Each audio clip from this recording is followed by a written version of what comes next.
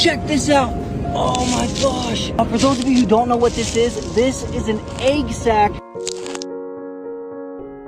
I have no idea what kind of eggs they are.